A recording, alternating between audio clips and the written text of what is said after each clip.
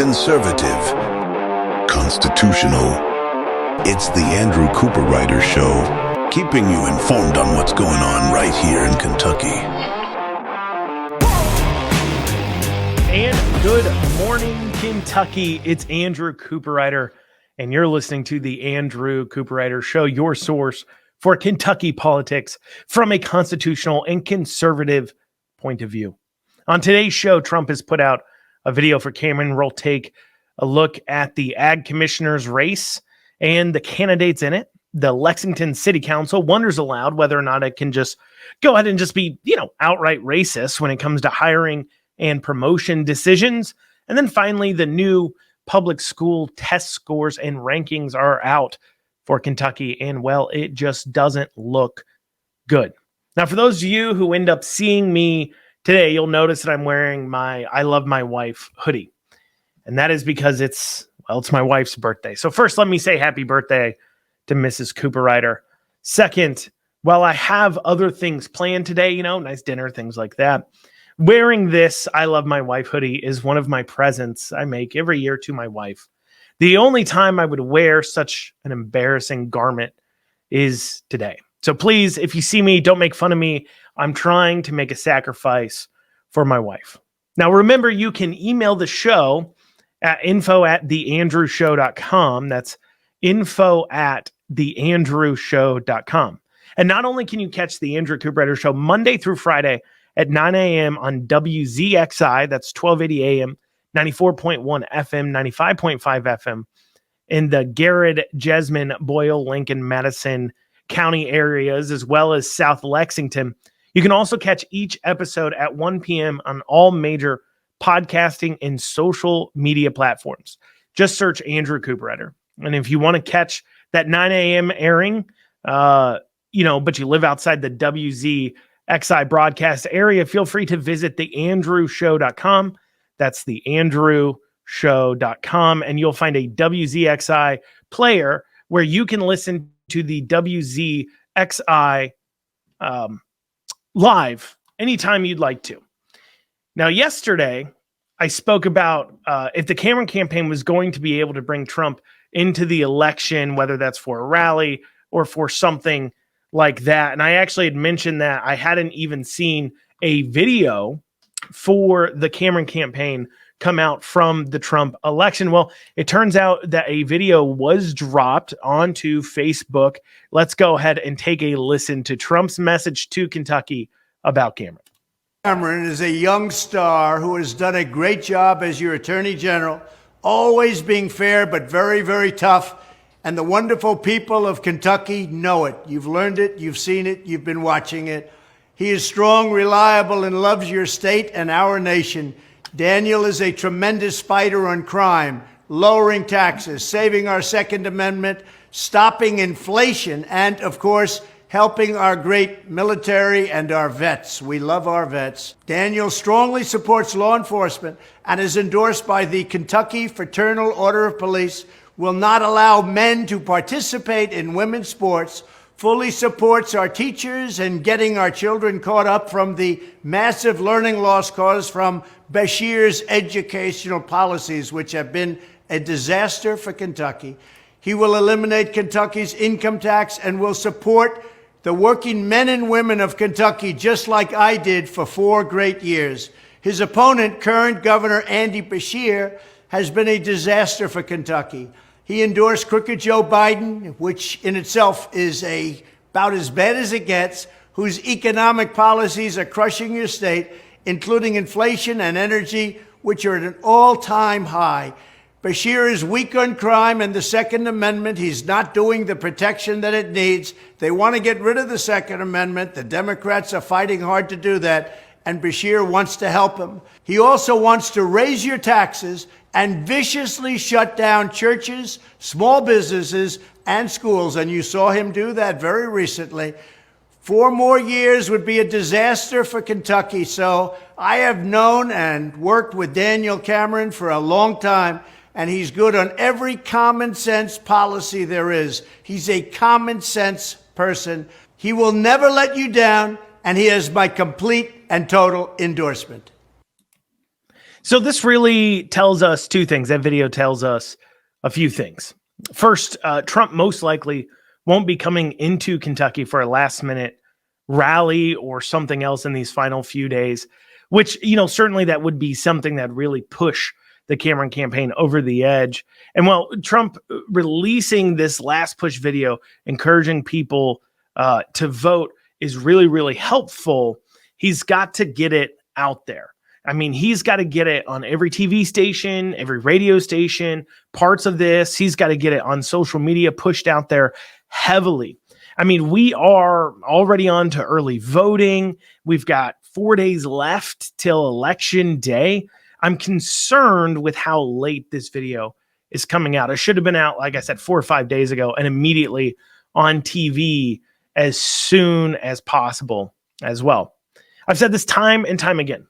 The Cameron campaign really needed to be firing on all cylinders here. And don't get me wrong, I think this election will be pretty close, and it is definitely possible that Cameron wins. I'm not saying it's not. Honestly, I'd give it almost a 50-50 shot. Beshear has had, of course, been up in the polls, but what's been odd as you're watching the polls is that Beshear hasn't really cracked 49%. For all the tens of millions of dollars Beshear has spent, his polling has remained pretty steady. He's polling at the same point he was several months ago. So that tells you that there does give some good opportunity for Cameron coming into it. Also, as well, historically, the GOP polls lower in Kentucky than it actually turns out to do. So that should also tip into Cameron's favor. So I'd give it a coin toss. I don't think he's going to walk away with it. I think it'll be within 3% either way. I could be wrong. I mean, Cameron could just blow him out of the water. But if he loses, this would just point to how badly his consultants got it wrong. I mean, we are in a majority Republican state with a governor who's been anything but bipartisan, but yet the inability to message properly and actually turn out the vote is leaving the door open for Cameron to be snatching a loss from the jaws of victory. Because it really is all in his favor. You've got a majority Republican state that has happened since Beshear's been in office. You have a plethora of things to hit him on. The problem is Beshear's able to get away with the bipartisanship. Additionally, is you gotta throw out some things too for people maybe to grab a little more grasp on.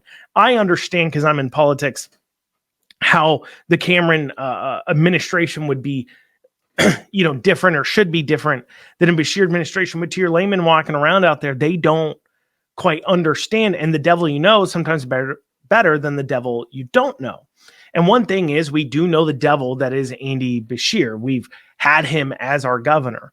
And if you want people to pick you, well, you don't want to be the devil they don't know.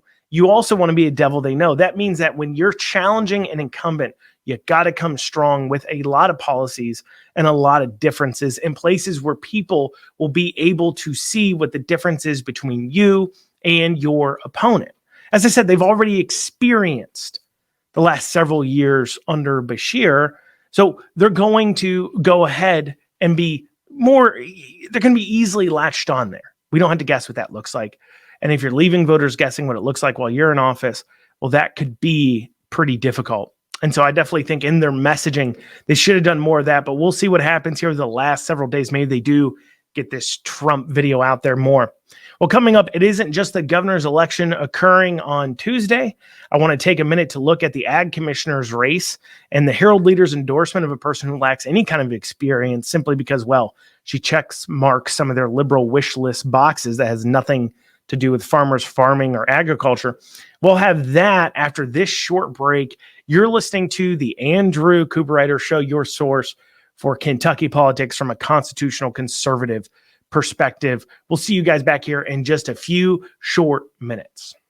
Listen up, my fellow business owners. You need to get your cybersecurity and IT support under control. Reach out to the folks at Amston today. Call 859-300-0087 or visit amston.com. It is no secret that cyber attacks have become a constant threat, and you need to make sure that your organization is protected. Amston has over 30 years of experience working with businesses and governments alike. Call 859-300-0087 or visit AmstonAMPSTUN.com today.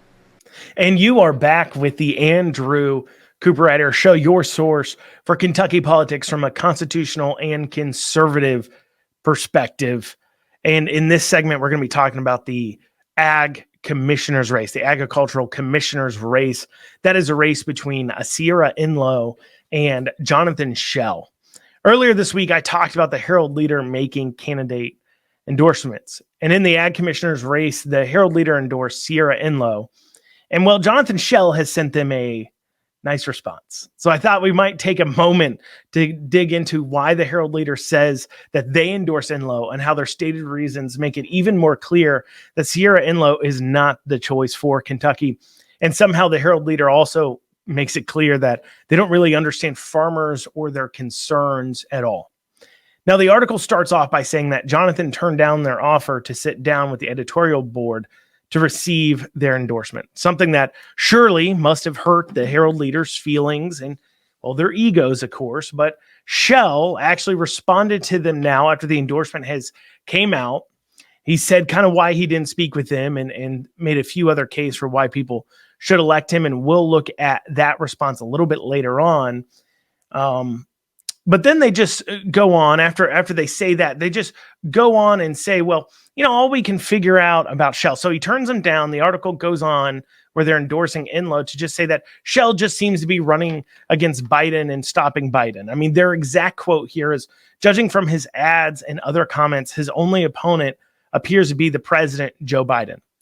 Well, first, you don't generally run ads attacking your opponent and talking about what you're going to do versus them when, well, no one knows who they are. I mean, quite frankly, Sierra Enloe hasn't earned a response yet from Jonathan Schell to really go after her too much because, well, nobody knows who she is.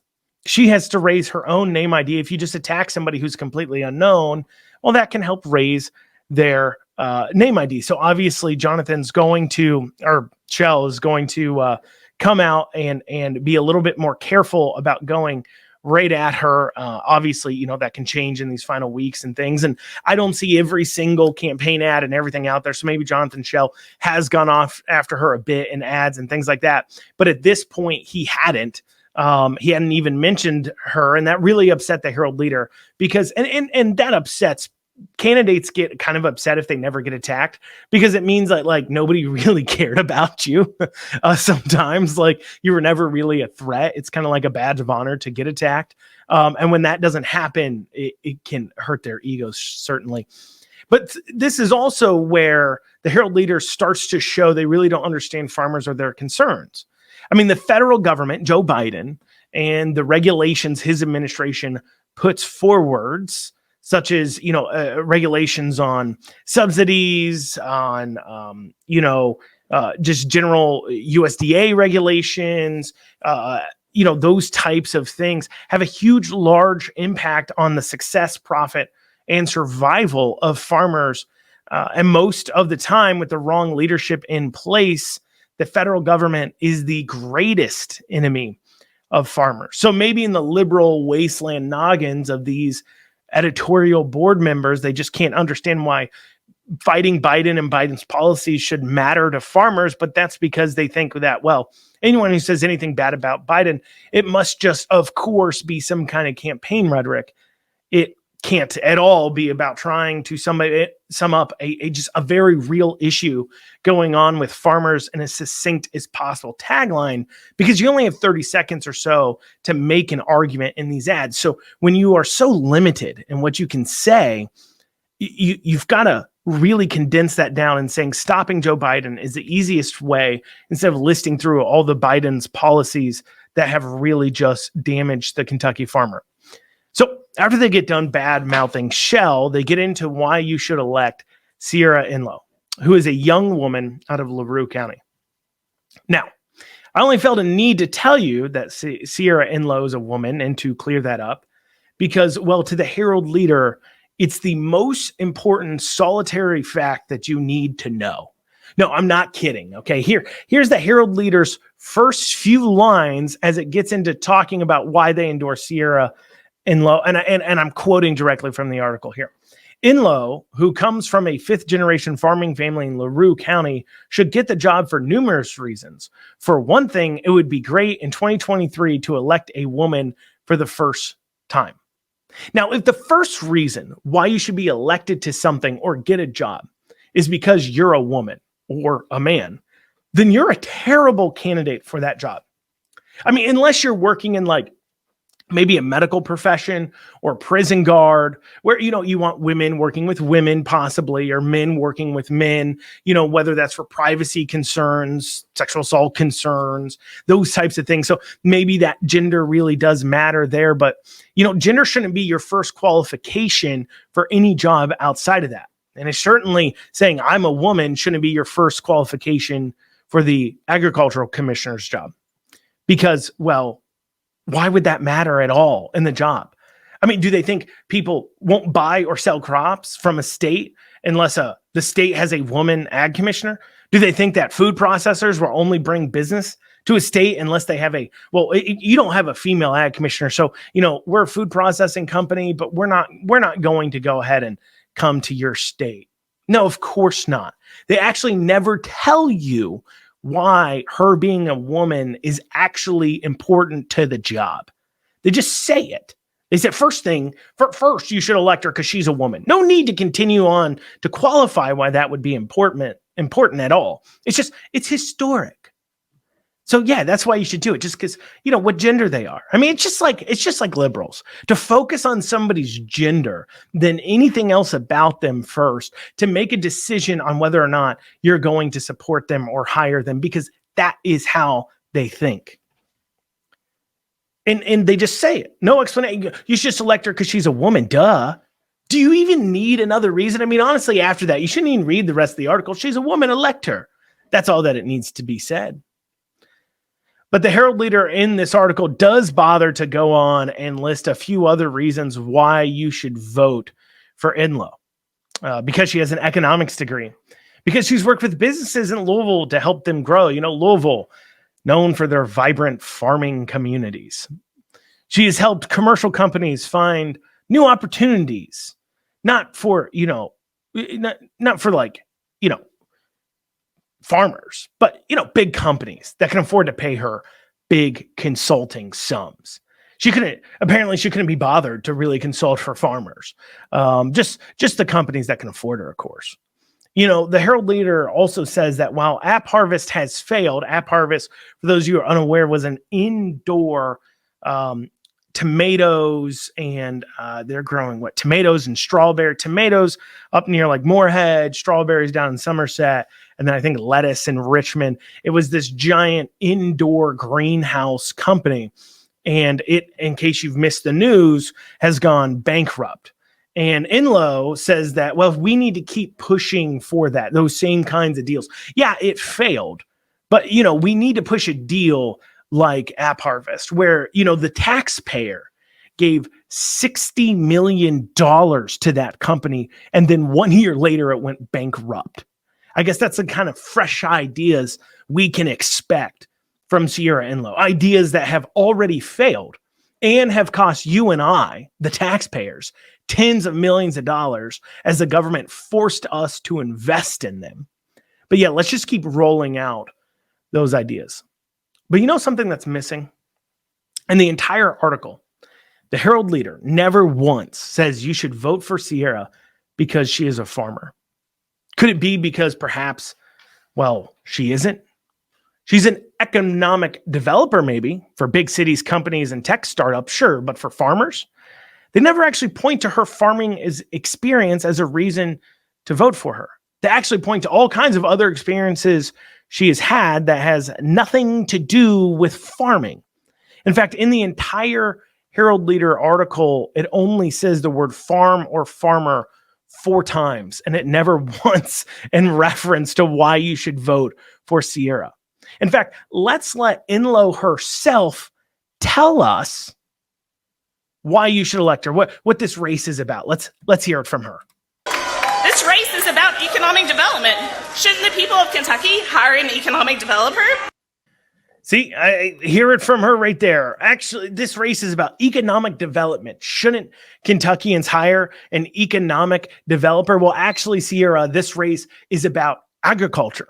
You know how I know that? You know how you know that? Because it's in the name of the position, agricultural commissioner. It'd be kind of helpful to hire someone for that position who has both government experience, business experience for that economic development side, and also, importantly, farming experience. I mean, someone in that race, maybe who's held elected office in the Capitol before. Maybe that might be somebody helpful to get elected. Somebody who can help get bills passed, who's gone through the process of getting bills passed, knows what goes in to getting legislation done in the state for Kentucky farmers, while at the same time having experienced it on the farm so he can understand what it is. And I said he, because that person in the race that does have all that experience, it isn't you. It isn't you, Sierra. Now we're running up against the clock, so coming up after this break, I'm going to go over for what Jonathan Schell said in response to the Herald Leader. I'll be going over that after this short break. You're listening to the Andrew Cooperrider Show, your source for Kentucky politics from a constitutional and conservative perspective. We'll hear you guys. We'll see you guys back here in just a few minutes. Stay with us. Let's hear what Jonathan has to say back. We'll see you guys soon. 859 Print has local service and low prices. I personally have done tons of business with them, and I can tell you, whether it is getting things printed off, sending direct mail, making business cards, buying TV ad time, digital marketing, they can do it all. And as a special for listeners of this show, they're offering 10% off any and all print services using code RIDER2024. That is code RIDER 2024 for 10% off. Check out 859 Print. You'll be glad you did. Before the break, I was talking about the Herald Leader having come out and endorsed Sierra Enlow in the agricultural race, and about the fact that Sierra has no experience in farming and is the worst qualified candidate, despite what the Herald Leader may try to claim. Once again, their first reason why you should vote for her is because she's a woman, which, well, I wouldn't not vote for someone because they're a woman. That isn't the first thing I look at when I'm voting for somebody. I don't care about your gender or your race or things like that. But then again, that's because I'm not a racist, sex-obsessed liberal. So, you know, for me, I just care about a person's qualifications. And for Jonathan Schell's part and his qualifications, which are much better than Sierra Enlow's, he did respond to the Herald Leader. Now, I happen to know from running for office that the Herald Leader has a policy that they will only publish one op-ed from each candidate per race. They kind of have to publish it. They offer one per candidate, and Jonathan Schell used his one op-ed to write pretty much a one-paragraph response. I'm going to read it to you in its entirety because it's really not that long. That's what I love about it. And here is his response. I've spent this campaign meeting and talking with Kentucky farmers and voters where they are. I haven't spent a single minute worrying about liberal editorial boards. The voters I've been talking to are struggling in an economy forced on us by Joe Biden. They feel frozen out of the economy, frozen out of the workforce, and frozen out of being able to express themselves without facing some ridiculous woke backlash. They are the farmers and factory workers, the nurses and teachers who keep our country running. They deserve to be heard, and on November 7th, they will be heard loud and clear. I feel their frustration as Kentucky's next ag commissioner. I will fight every day to build a better future for Kentucky agriculture, will lift up our entire state. My opponent is not a farmer and would only spend her time supporting Biden for re-election. The difference in values and experience are clear. Together, we can stop Biden and save Kentucky. I'd be grateful to have your vote. That's it. That's the entire article. That's all he sent in. And what's funny is in Shell's response, and what tells you the focus too, in Shell's response, the word farmer appears 4 times across 171 words. And then the article wrote about the Herald Leader, about why you should vote for Sierra Inlow. The word farm does appear also 4 times, but that's across 514 words. I mean, the focus seems pretty clear. I love too how Shell made them publish an article where you call out their editorial board for being liberal hacks, which they are. And when it comes to people saying that they will fight, that's the kind of fighting I want to see, not just in the government, but fighting against the liberals that push all kinds of policies and people that will hurt Kentucky. Now, on to our next topic here that I think is worth discussing, and that's the Lexington City Council is openly considering racist and sexist hiring policies for raises and advancements. This article comes from the Lexington Times, which is a online it's an independent online publication. It's definitely more liberal leaning. I can tell you that because, for an example, I found this article under the heading equality. So any newspaper that has an entire category or news publication that has an entire category dedicated to equality, it kind of tells you where their values are. And this is the article here. It says, Lexington City Council examining pay equity issues. This is by Stu Johnson at WEKU. So Lexington City Council members have taken a deeper dive into pay equity issues involving well over 1,000 employees. Both the administration and council say there's still work to do. Urban County Government Human Resource Director Tamara Walters presented the comparison of employee pay by race, ethnicity, and gender. She concluded by saying a previous study showed no statistical disparity within pay grades. So they're having a hearing on whether or not the city of Lexington and their hiring practices or hiring and pay is somehow discriminating against people based upon their gender or their race. And what they've concluded is no, there's not there. But in an attempt to still have something to swing at, because there is a real shortage of racism and sexism going on in this country. You see the demand for it by the leftists, by the liberals, in order to push down edicts, in order to control everything, in order to paint a picture that we're all nothing but a bunch of down, dirty, racist, sexist pigs. They need us to be that, but we're not. Most of us, the vast majority of us, are good people. And so they need to see a difference in pay grades, but they can't find it. It's not there. You can't see difference in pay. So that then leads to Council Member Liz Sheehan saying, well, the issue still needs attention. This is what she said, quoting from the article. You don't see a difference within those pay grades, which is important to note. But we do have work to do across pay grades and those promotion opportunities. To which now it turns into Dan Wu, the vice mayor, wondering aloud to Walters, to the HR person, whether there's a way to get more women and minorities into higher pay grades through channeling opportunities. This is his quote here. You know, the goal is to make sure that employees, I'm sorry, that's not his quote here. This is a quote from Walter. So he asked, can we channel more women and minorities into higher pay grades? So basically, is there a way that when we're looking at promoting people or hiring people to higher pay grades, that we could just go ahead and consider their sex and race? Is there a way that we could just hire people based upon the color of their skin or what they identify as? Is that possible? Well, Dan Wu, I would tell you, typically that'd be illegal. It's illegal to hire somebody based upon their skin color or gender. In fact, you're supposed to completely ignore that. Recently, the Supreme Court had weighed in on this, saying that these types of affirmative action type behaviors by universities were unconstitutional.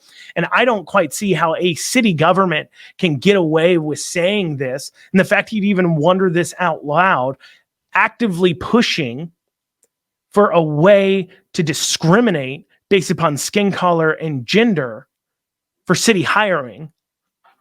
I don't understand how he can get away with this legally. I mean, he can get away with it. And of course, he'll probably be reelected for it because, of course, all the liberal white upper class people who have been beat into the liberal far left religious beliefs of believing that, well, the fact that they're a man and white and straight, or a woman, white, straight, and wealthy, means that they have done a great sin to society, and therefore they have to atone for it. And they atone for it by putting in place these kinds of policies or being okay with them. Meanwhile, the average worker, the middle class worker of all skin color, of all races, of all genders, is just trying to get a job. I mean, imagine, if you would, that you work for the city, you're a white male, you have tons of experience, you've been working hard, and then somebody else gets promoted over you simply because they're the right gender or skin color. Would that make you feel good? We shouldn't care. It shouldn't matter. Once again, gender, skin color, it shouldn't matter. We should be looking at hiring the best people for the job. That is what your taxpayers deserve. We don't deserve to have people who are not qualified for their jobs getting hired and paid with our tax dollars, spending our tax dollars simply because they have the right skin or the right gender. They're the right race or gender, and that's all that we care about. That's all that's important. It goes back to that Herald Leader article I was talking about, where the first thing they cared about was the fact that Sierra Inlow was a woman.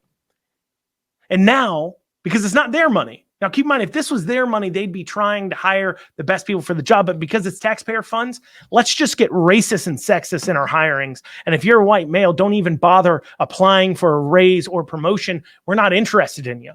That's the message Dan Wu is sending.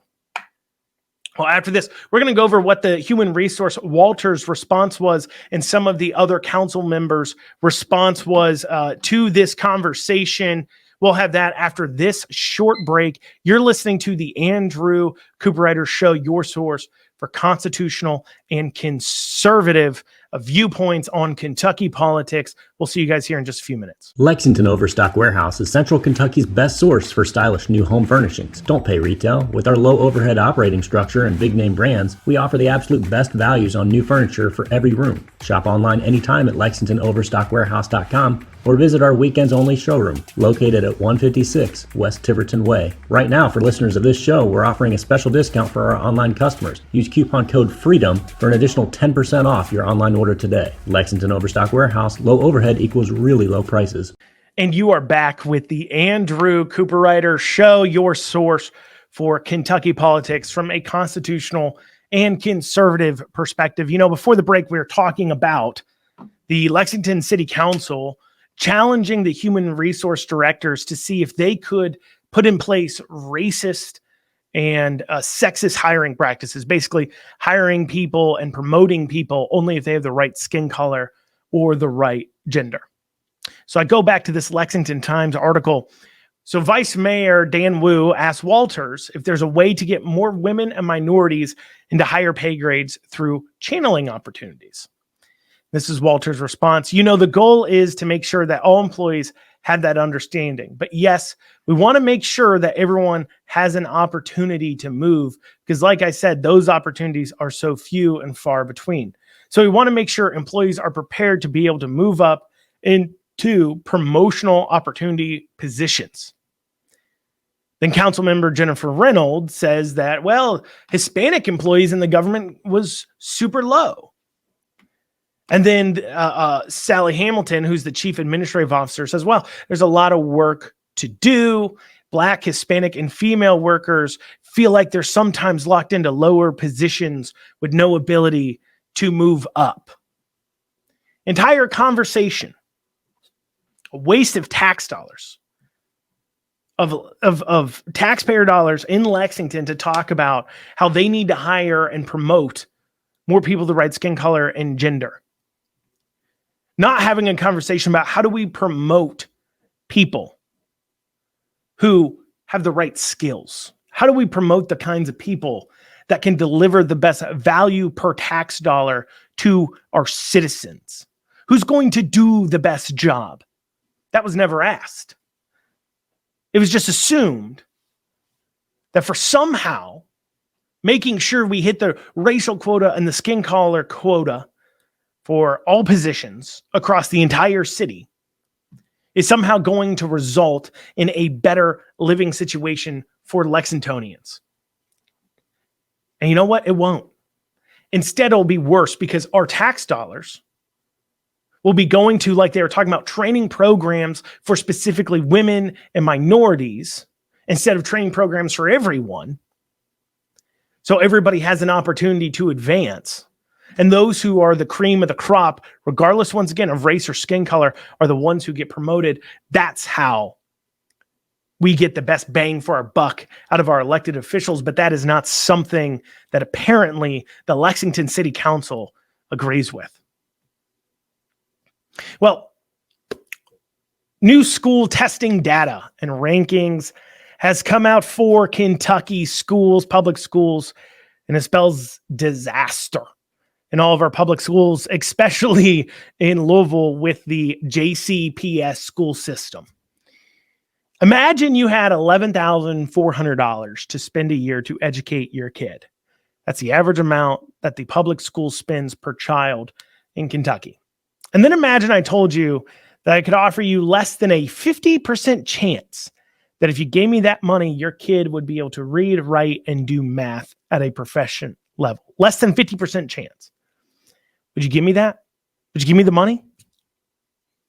Well, the results are in for Kentucky public schools, their data, their rankings, and it isn't good. Less than 50% of Kentucky public school children are proficient in reading, writing, and math. Less than 50%, meaning over half our kids are being failed by our current public school systems. And while that is awful for all of Kentucky, the results get even worse when you look at Jefferson County public schools. JCPS, or Jefferson County Public Schools, is in Louisville. For those of you who don't know or have heard JCPS but don't realize that's Louisville Public Schools, they certainly have no reason to hold their head high on these rankings. In fact, 12 schools in the bottom 5%. There's 12 schools in the bottom 5%, and 10 of those 12 schools are JCPS schools. 10 out of 12. That would be unacceptable at 11,400. But it gets even worse when you consider just how much JCPS spends. At over $2 billion a year budget, JCPS spends $20,000 a student, 20 grand a student. Imagine what kind of education you could give your child with a $20,000 a year to spend. A family of four could hire an individual teacher to work 8 hours a day, 5 days a week, and be paid more than the average teacher is in Kentucky by a significant amount. So clearly this complete failure, it isn't a money problem. And the apologists, the people that want to pretend like it's not our public school system's administrators' fault, I'm not even going to blame the teachers necessarily. It's these administrators and how they're running things and where their focus is. It's their fault. And the apologists for them are going to say, well, they just need more money. They just need more money. That's the problem. We hear JCPS saying they're just not well funded enough at 20 grand a student, over 20 grand a student. They just need more money. Well, let me ask you, how much is it you need? How much is it? All these people out here that say our public education, they need more dollars. If you want kids to read and write and do math, if you want them to be able to do those things, you got to pony up. We need some more moolah. What's the figure? Is it $30,000 a student? $40,000 a student? How much do you need per student to make it happen? And you know what? None of them have ever done? Given us a dollar figure. They've never done it. They've never figured out. They don't go to the Kentucky legislature. They don't go to their local taxpayers and say, if you just give us X amount per student, at least 75% of the kids will be able to read, write, and do math. I'm not even asking 100%. Just tell me, what's the number for 75%? 75% proficiency rating. What is it? They don't have it. There's not a number that exists that can get it done. If it doesn't exist, it means it's not possible. And if there's not a dollar amount to make it fixed, then it tells me money isn't the issue. You are, not you, the listener, but you are the schools. Like, just give me a number. So what do we do to fix this? Well, this year we know that there's going to be a push for a constitutional amendment to allow school choice in Kentucky. And of course, we need that constitutional amendment because the state Supreme Court has priorly decided that our state constitution requires that state tax dollars can only go to public schools. They can't go to private schools or charter schools, private charter schools. And that was interpreted like that. So therefore, because in our Constitution it says that the state must provide a public school system, so they just took it to mean that. So if we want to even consider school choice, we have to have a constitutional amendment. Now, that would be a fight, of course. It looks like the legislature may go ahead and get that done, but there's many detractors against it. And, one of the fights against it, and we've heard Governor Beshear repeat this several times over, is that public dollars should go to public schools, which is an interesting argument to make. It's kind of just said, once again, much like she's just a woman, so elect her argument that we heard for Sierra Enloe. These kinds of arguments, public dollars should just go to public schools, they just say it, but they're never asked, why is that the case? They say, well, because it's tax dollars. Well, no other part of government is it this way. Public tax dollars for paving roads don't go to public road paving crews. Most of the time, they go to private paving companies. Occasionally, you'll have your local road paving crews by the county or things like that, or pothole fillers, but you have private companies doing the vast, vast majority of it. In fact, public dollars go to private companies more often than anything else. Our state government is almost basically a contractor when it comes to everything. They're just a general contractor. They don't do many services for us exactly. The only services they really do themselves is collecting up our money and then handing it out to private companies to do the work. But for some reason, when it comes to public schools, that's not a possibility. But there's a second argument, and that goes into these rural school districts. Let's take, Garrett County for an example. Many parents in Garrett County work in bigger towns like Lexington, Richmond, Danville. And if school choice was in place, well, it'd be convenient and possible for those parents to take their kids to those outside schools. And that would take funding away, because it's per student funding, from that local public school where there would still be a demand for, and now they're having to educate kids. And if they lose even 20%, 30% of their student body, they may not be able to afford to offer the same level of services and facilities to those kids. And that is a real issue and something that needs to be considered. And understand, passing a constitutional amendment doesn't make school choice happen the next day. What it does is it now opens up the opportunity for us to have a real discussion about how we fix this, because these local rural schools, a lot of times they're fine. A lot of times they have a good engagement with their community. They're not doing the wrong thing. But when you get outside these rural areas, when you get into JCPS, spending $20,000 a student and having 10 out of the 12 worst schools in the state in that district, that's not doing the right thing. That's not getting it done. And those areas need a solution. And that solution, I believe, could be school choice, but without an amendment, we can't even have the discussion. Well, y'all, that's what we have time for today on the Andrew Cooperrider Show. Thank you all so much for joining us. I hope you all have a great weekend. We'll see you guys back here Monday. Till then, we'll see you.